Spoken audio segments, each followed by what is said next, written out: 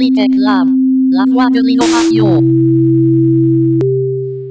Bonjour et bienvenue pour cette nouvelle exploration. Bonjour. Nous voilà déjà à notre 5e session, oui, autour du livre passionnant du professeur Abdelmalek Bekouche. Transformation de l'université algérienne, c'est ça. Exactement. Et rappelons juste que le prof Bekouche, il est enseignant-chercheur à Tlemcen, mais il a aussi été recteur, donc son expérience de terrain, elle est capitale pour ce sujet. Tout à fait.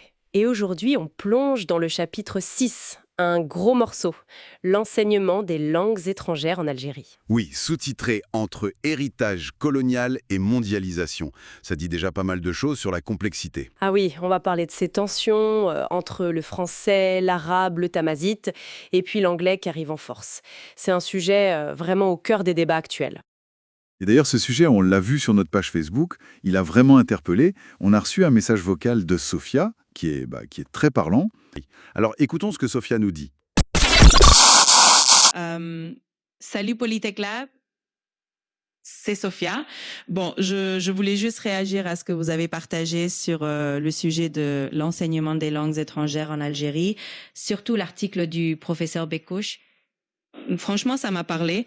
Moi, je vous explique, mon fils, il est en collège et il est totalement paumé avec toutes ces langues. À la maison, on parle déjà d'Arija. Au collège, il y a l'arabe classique, le français, un peu d'anglais. Et lui se perd complètement et je me dis, est-ce qu'on n'est pas en train de les embrouiller plutôt que de les aider? Genre, trop de langues, tue la langue. Tu vois ce que je veux dire? Voilà. Donc, merci en tout cas pour tout ce que vous faites. Barakallahu fik. On remercie vraiment Sophia pour son témoignage. C'est précieux de voir comment une expérience individuelle éclaire des enjeux politiques aussi vastes. C'est vraiment poignant d'entendre ça, parce que ça met des mots très concrets, très humains, sur les analyses de Bekouche. Oui. Ce que vit le fils de Sophia, c'est exactement cette difficulté à gérer plusieurs systèmes linguistiques en même temps, surtout si jeune.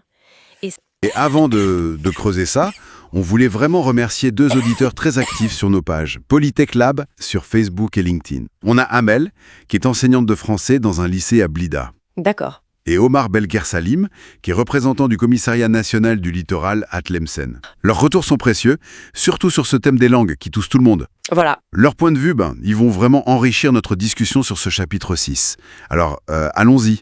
Amel, justement, elle soulève un point, je trouve, crucial. Oui. Elle dit, je cite, « Le retour de l'arabe classique dans l'enseignement des sciences a créé un déséquilibre, surtout pour les élèves qui visent l'international. » Alors ça, comment l'analyse de Bekouche, elle nous aide à comprendre ce vécu du terrain? C'est pile au cœur de ce que Bekouche analyse. Il parle beaucoup de ce manque de cohérence linguistique dans tout le parcours éducatif. C'est-à-dire que ce que décrit Amel, c'est cette rupture possible, voire probable, entre le secondaire, où certaines matières scientifiques sont arabisées, et puis le supérieur, ou même une carrière internationale, où là, très souvent, c'est le français ou l'anglais qui sont nécessaires. D'accord, donc c'est pas juste une question de préférence de langue. Non, pas du tout, selon Bekouche. C'est un risque bien réel de pénaliser les étudiants, de les désavantager face à la science mondiale, quoi. Lui, il plaide pour quoi? Pour un plurilinguisme? Oui, mais un plurilinguisme pragmatique, bien pensé, bien articulé. Un plurilinguisme qui ouvre les portes, pas qui enferme. Exactement. L'idée, c'est pas d'opposer les langues, mais de construire des passerelles solides, tu vois, pour que le passage d'une langue à l'autre, ou le fait de jongler entre elles, ça devienne pas un fardeau ou un obstacle à la réussite, surtout dans les sciences. Et il relie ça au reste de son analyse sur l'université. Oui, il insiste sur une vision systémique, une vision d'ensemble.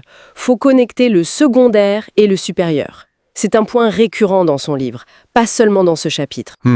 C'est très clair. Et ça fait écho justement au témoignage qu'a partagé Omar Belkir Salim.